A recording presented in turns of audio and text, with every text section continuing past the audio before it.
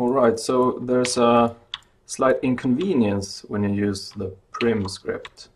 It will fit the workplane to your selection, you'll do your tool, and then when you're done, the workplane will remain. And it would be nice to not have to use a hotkey to reset it.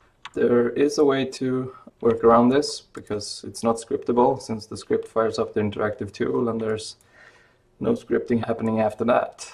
So what you would do is replace the drop tool command with a macro that does the drop tool command or escape and resets the workplane.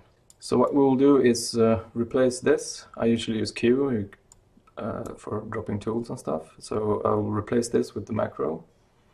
And the macro will look exactly like this. I will use escape instead of drop tool. And then I will do WorkPlane.reset. And that will be the entire script. I'll just save this out as, let's save it as my version of Tool.drop. And there you go. Now I can put this here.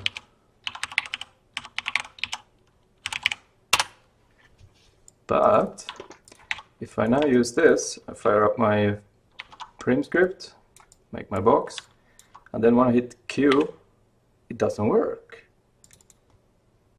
And that's because contextless is overridden by item and component mode. So you have to go into component mode, find Q, and remove escape.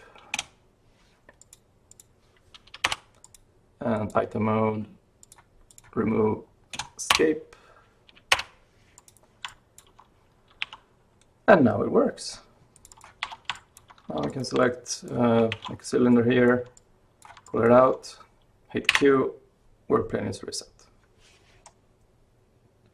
Now of course this will work like usual. If you hit Q and you don't have any tool and stuff, it will just cancel your selections.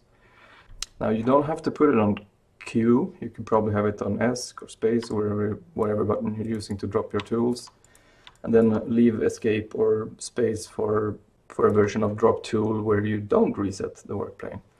But since I usually use the workplane in a very temporary manner anyways, this works quite fine for me. Also, you could probably bind it to a tool's specific contextual hotkey.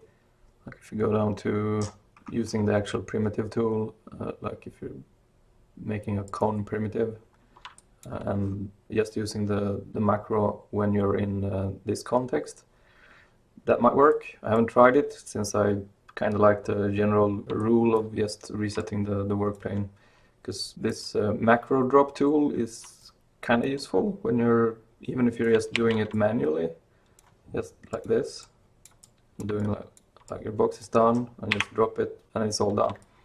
You don't have to hit the reset workplane if you are working with the workplane in a very temporary manner anyway. It's still useful.